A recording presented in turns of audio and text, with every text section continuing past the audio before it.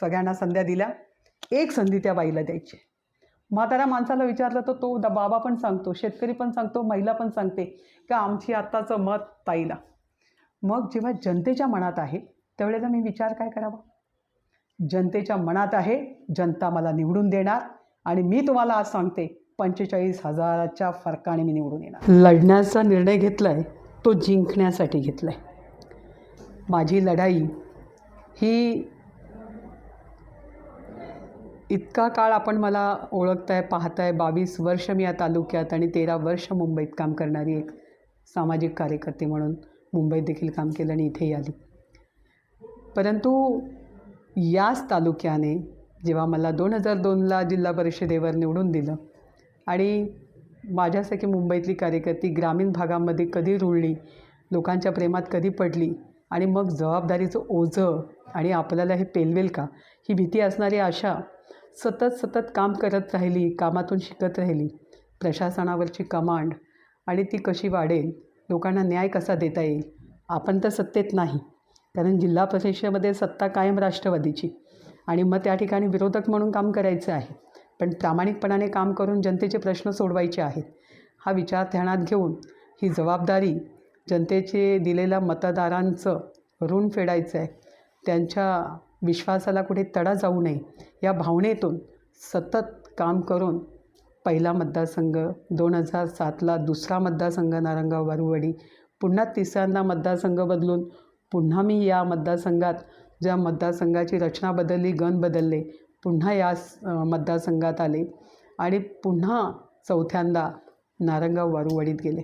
परंतु 9 सालात मलाच ज्यांनी सांगितलं की 7 साली ज्यांनी लढवलं मला की तुम्ही इथे या आणि ह्या जिल्हा परिषदेमध्ये आपण लढावं, आमच्या गणातून आमच्या गटातून लढावं, जे सांगणारे नेते होते, ज्यावेळी ते आपापल्या विभागाचं सेनापती म्हणून काम करत होते.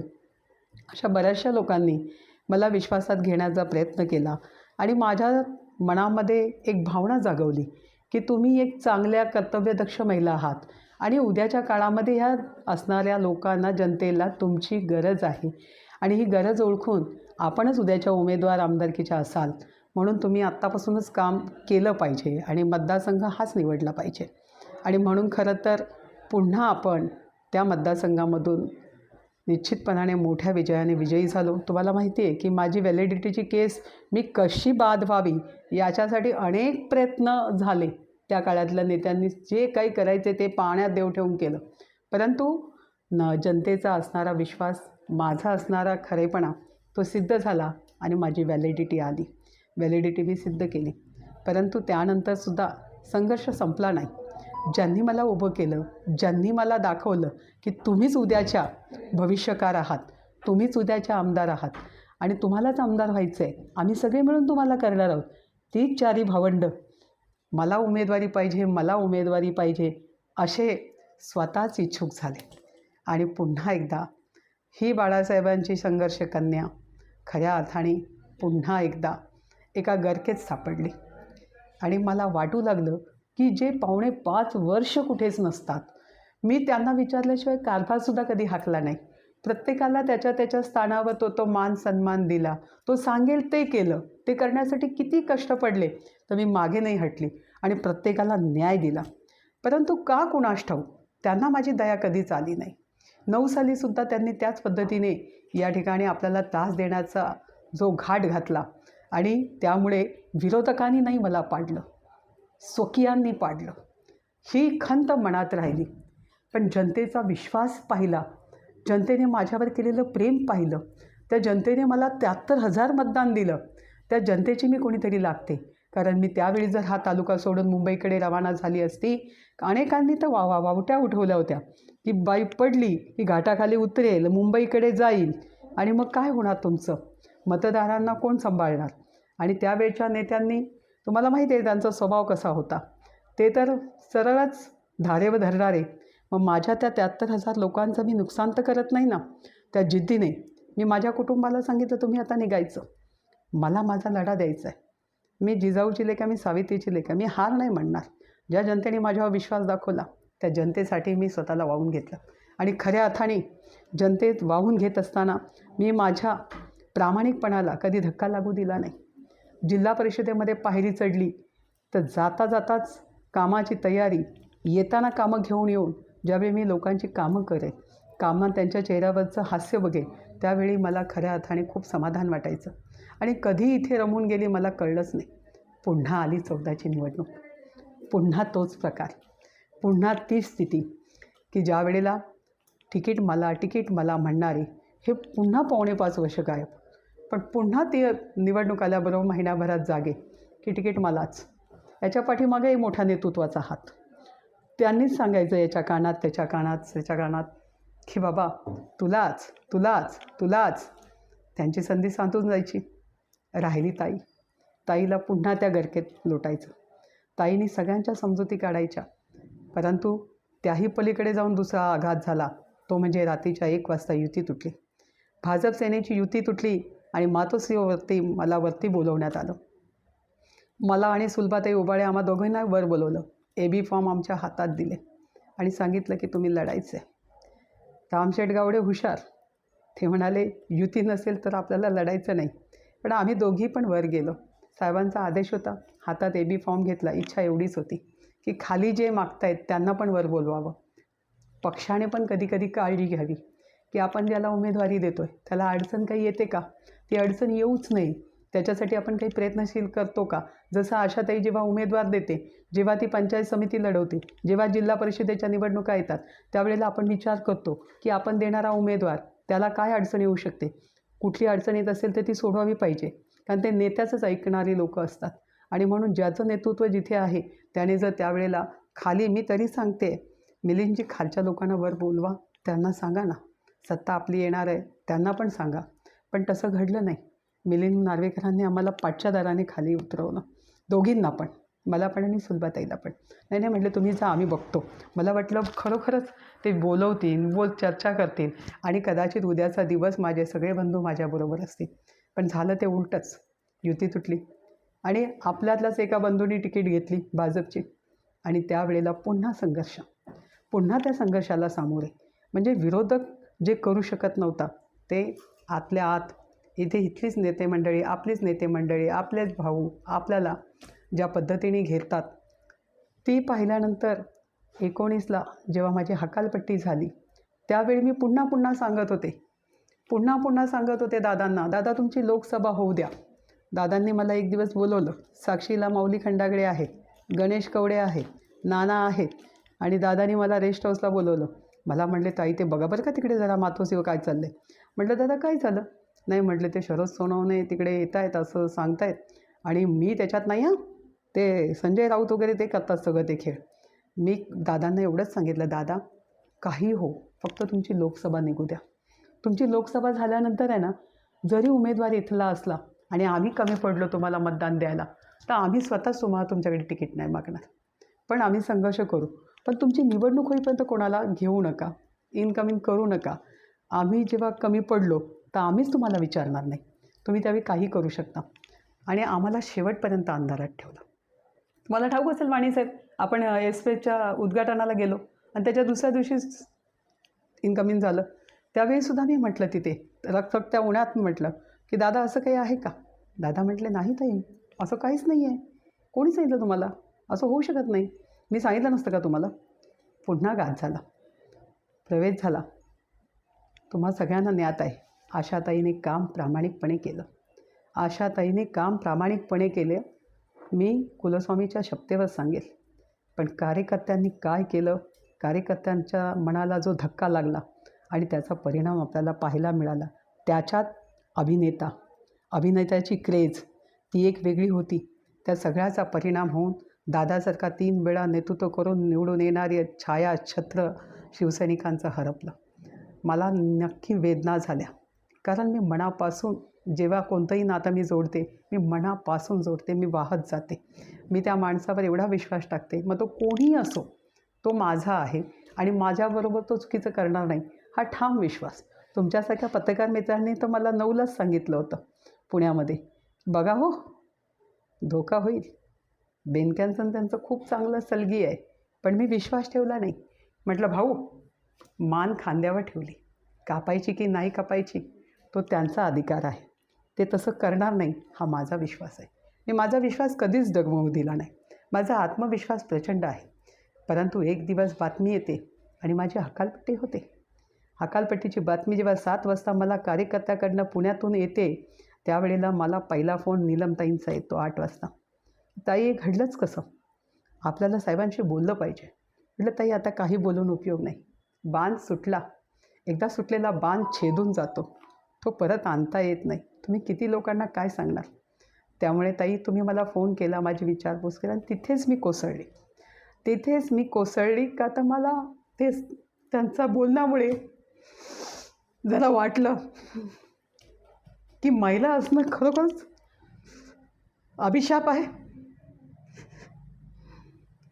ती हकालपट्टी माझ्या जिव्हारी लागली.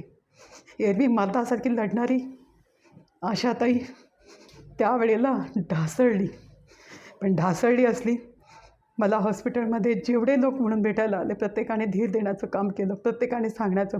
माझ्या कार्यकर्त्यांचा गराडा, माझ्या कार्यकर्त्यांना पाहून मला असं वाटलं की आशा, तुला रडून चालणार नाही आहे. तुला जिद्दीने लढलं पाहिजे. तुझे कार्यकर्ते तुझ्यासाठी डोळ्यात अश्रू आणतील तर मग काय तुझ्या जगण्याचा उपयोग?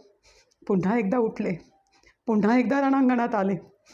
19ला मला खूप प्रयत्न झाले. आपवाल्यांनी मला ऑफर केली. आपची महिला दिल्लीवरून इथे आली, पुण्यात माझी भेट मागितली. मी त्यांना हात जोडून सांगितलं की मला तरी बघू देत, मला स्वतःला तपासायचं आहे. त्याचप्रमाणे मला पुन्हा एकदा राजसाहेबांकडनं फोन आला. बाळा नांदगावकर म्हणाले, ताई लढा तुम्ही, आमचा AB फॉर्म घ्या. साहेबांचं देखील म्हणणं आहे. मी म्हटलं की बाळाभाऊ, मला स्वतःला तपासायचं रे. तुम्ही सगळे याल, कारण आम्ही संगती काम करणारी माणसं आहोत. म्हटलं तुम्ही सगळे याल. जसं नारायण राणेंना पाडण्यासाठी कोकणामध्ये सगळे उतरले होते शिवसैनिक नेते, तसं इथे सगळे उतराल. पण तो विजय कोणाचा असेल? माझी अस्मिता तर मला कळणारच नाही, कारण मी विजयी झाली असती, तेव्हा पण झाली असती. मी नुसता AB फॉर्म लावला असताना तर संपूर्ण मनसेची टीम इथे उतरली असती. राजसाहेबांनी ती लढाई आत्मीयतेची केली असती, स्वाभिमानाची केली असती आणि मला विजयी केलं असतं. तो आशीर्वादच ठरला असता. पण मी विचार केला की प्रत्येक वेळी मी तर लादत नाही ना जनतेवर, का मी आमदार. जनतेच्या मनात काय आहे? मग कोणी नसताना आपल्याला कळेल. जर जनतेला नको असेल तर आपण नाही थांबलं पाहिजे. आपण राजकारण नाही केलं पाहिजे. मग समाजकारण करू. राजकारणाची जी अभिलाषा आहे, जे स्वप्न आहे, ते आपण सोडून देऊ. परंतु तुम्हीच पहा, अगदी प्रकाश आंबेडकरांनी सुद्धा मला ऑफर केली त्यावेळी, पण मी कोणाची साथ घेतली नाही. फक्त मला स्वतःला तपासायचं होतं. जनतेमध्ये मी आहे का नाही ते पाहायचं होतं. आणि म्हणून पुन्हा लढले. पुन्हा लढल्यानंतर आणि 50,000 क्रॉस केल्यानंतर तेव्हा माझी खिल्ली उडवत होते मागे. माझ्यासमोर तर कोणाचीच बोलायची हिंमत नाही, पण पाठीमागे माझी खिल्ली उडवत होते नेतेसुद्धा आणि ज्यांना मी घडवलं ते सुद्धा, की काय 10-15 हजाराची याच्यापुढे काय जाणार. परंतु जनतेने दाखवून दिलं आणि मी 50,000च्या पुढे गेली. आणि त्यावेळी परत एकदा आशाने विचार केला की आशा, जनता तुझ्यावर प्रेम करते, जनतेला तुझी गरज आहे.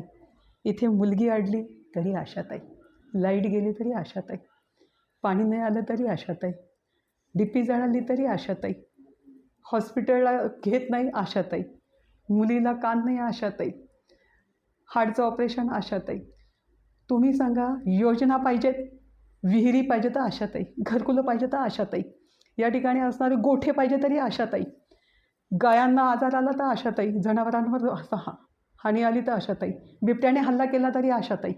सगळीकडे पोलीस स्टेशन असेल, महसूल असेल, कुठलं कार्यालय आहे की जिथे धडक मारायला आशाताईला बोलवलं जात नाही आणि आशाताई तिथे कमी पडते.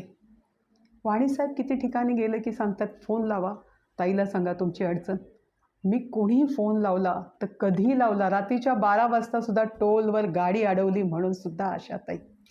मग जी आशाताई सगळीकडे आशाताई, मग आमदारकीला का आशाताई नको? आणि मी तर एकदाच म्हणते ना, मी तर एकदाच मागते आहे, मला पुन्हा नाही व्हायचं आहे. मला एकदाच करा, का तर मला बदलायचं आहे चित्र. जसं जिल्हा परिषदेमध्ये मी एक सदस्य काय करू शकतो त्याच्या आधीचा इतिहास पहा, 2002च्या पूर्वीचा इतिहास पहा आणि कोणीही जिल्हा परिषद सदस्य सत्तेतला दाखवा मला की ज्याने माझा उच्चांक गाठला असेल. आणि ही जिल्हा परिषद सदस्य आमदार खासदारसुद्धा माझी बरोबरी करून जिंकू शकत नाही. एवढी कामं, डोंगर रचले मी कामांचे, पण मी नुसती कामच नाही करत राहिली, विकासच नाही करत राहिली. एक स्वप्न पाहिलं होतं मी आली त्यावेळेला सीझर व्हायचे, तर सगळ्यात पहिला आरोग्याची कमिटी माझ्याकडे होती. आरोग्यामध्ये इतके बदल केले, PSIंचे चेहरे मोहरे बदल केले आणि त्यातल्या सुविधांचे बदल केले, त्या ठिकाणी असणाऱ्या औषधांचे बदल केले. जे जे मला करता येईल, जे जे मला लोकांनी सांगितलं, जे जे सुचवलं, ते सगळं काही केलं. ऑपरेशनं बंद झाली, सीझर बंद झाले, PSCला डिलेवऱ्या सुरू झाल्या. जिथे 2 आणि 4 डिलेवऱ्या होत्या ते 30-30 व्हायला लागल्या. मुलगी घरी आणली, पहिली डिलेवरी असली की आईबापाला काळजी वाटायची की पाची घालायची की पोरीचं सीझरचं बिल द्यायचं. तर ती समस्या सगळ्यात पहिली सोडवली. शेतकऱ्यांना औषधं वेळेवर मिळाली पाहिजे, खतं वेळेवर मिळाली पाहिजे, याच्यासाठी लढा. बांधावर खतं पोचवायचं कामसुद्धा आशाताईंनी केलं. विजेच्या प्रश्नावर काय बोलायचं? विजेच्या प्रश्नावर DP गेली तर 2-2 महिने DP येत नाही, लोक अंधारात राहतात, पाणी मिळत नाही प्यायला. महिला फोन करतात, ताई DP जळाली हो, आमची DP देत नाहीत. महिना झाला, 10 दिवस झाले, 5 दिवस झाले, 2-2 तासात मी डिप्प्या बसवल्यात, पण मी कधी गागावा केला नाही, कुठेही आवाज वाजा केला नाही. आणि प्रत्येक ठिकाणी काम करत असताना फक्त येणारा व्यक्ती आणि त्याची गरज आणि त्याची असणारी समस्या ही सोडवणं हेच माझं कर्तव्य ठरलं. मी ते करत राहिली. विकास म्हणजे विकास पुरुष होतो का?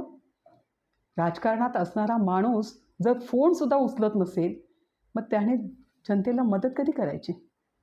जर तुमची ताई, जिने अजून अष्टविनायक केलं नाही, वाटेल कोणाला खरं? वाटेल?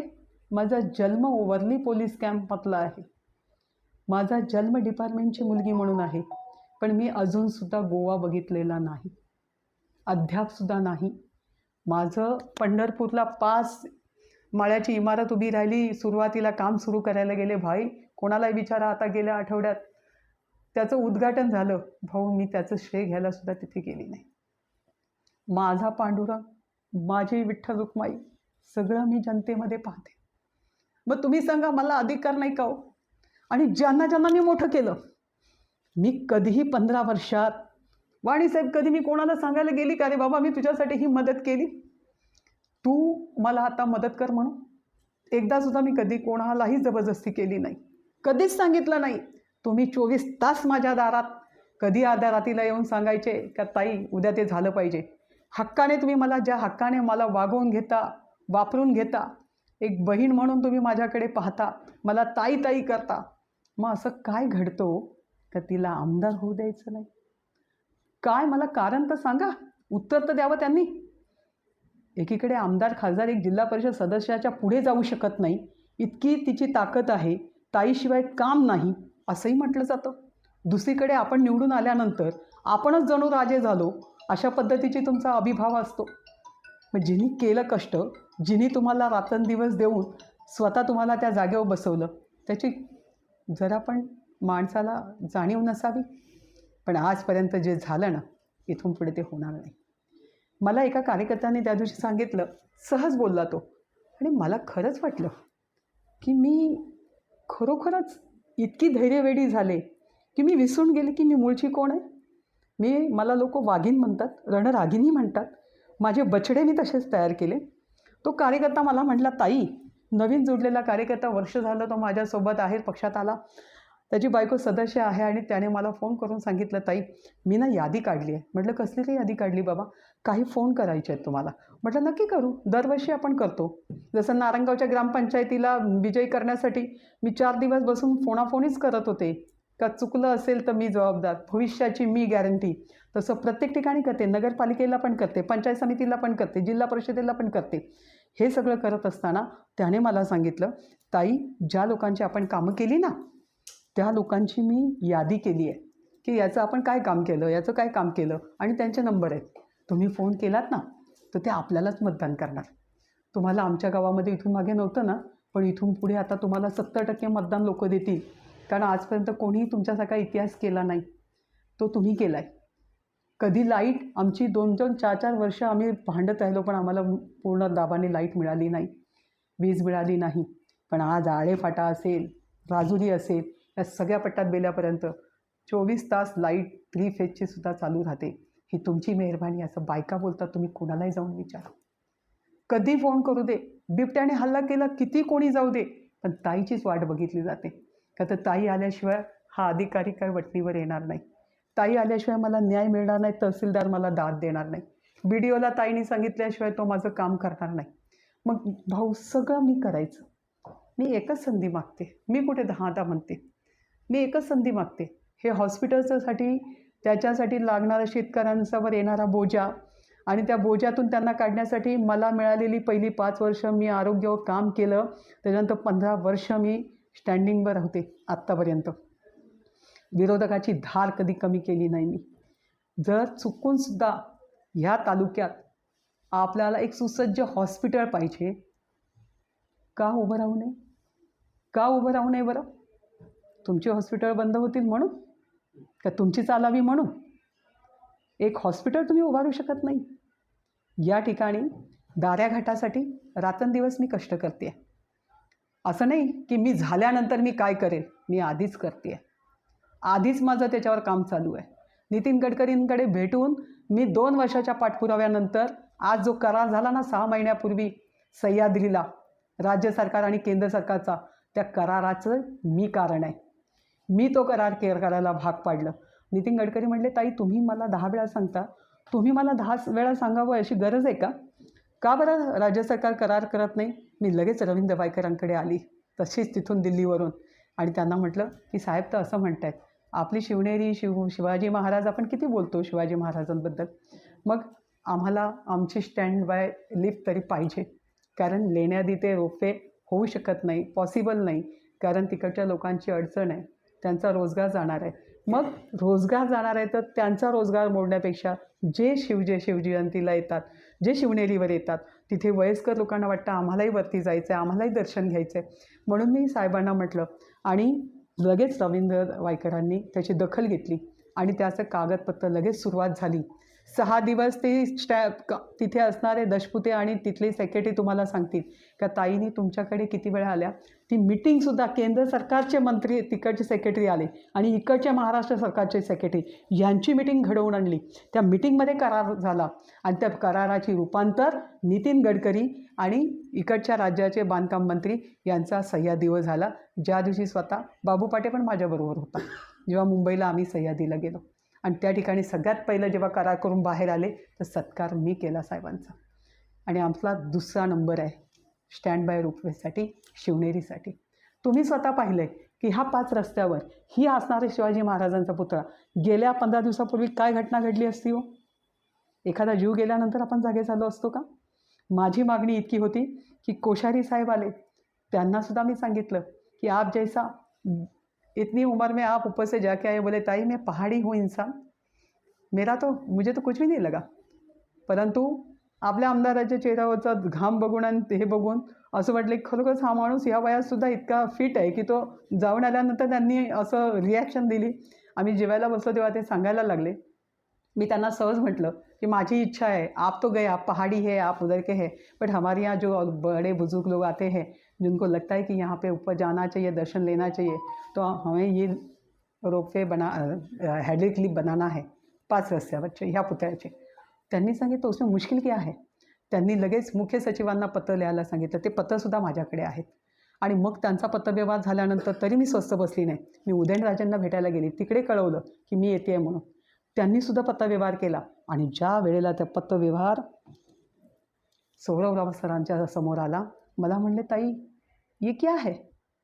मैं तो पूना महानगर पालिका में कमिश्नर बन के गया, तो मैं तो पाकिस्तान में नहीं गया था परमिशन लेने को, मैंने मेरे दिल से किया वहाँ पे. मुझे लगा ये ज़रूरत है, ही गरज आहे. ती गरज ओळखून मी हायड्रोलिक लिफ्ट बनवली आणि केली पण उभी. का तिथे प्रशासन अशी मस्ती करत आहे, ही गलत आहे. त्यांनीसुद्धा, तुम्ही कधी विचारा, ते आज ठाण्याचे कमिशनर आहेत आणि तुम्हाला ते सांगतील की किती अट्टहास मी केला असेल.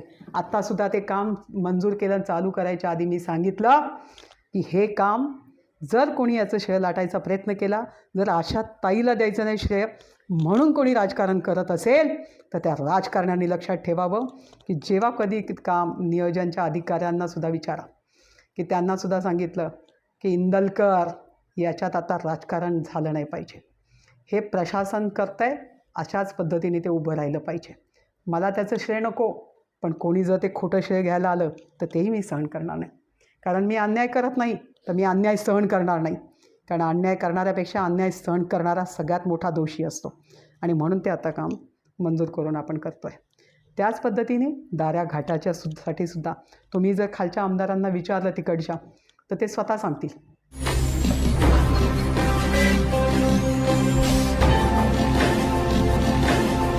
ताज्या घडामोडी आणि नवनवीन माहिती मिळवण्यासाठी समाज दर्पण या YouTube चॅनलला सबस्क्राईब करा आणि बेल आयकॉनवर क्लिक करा.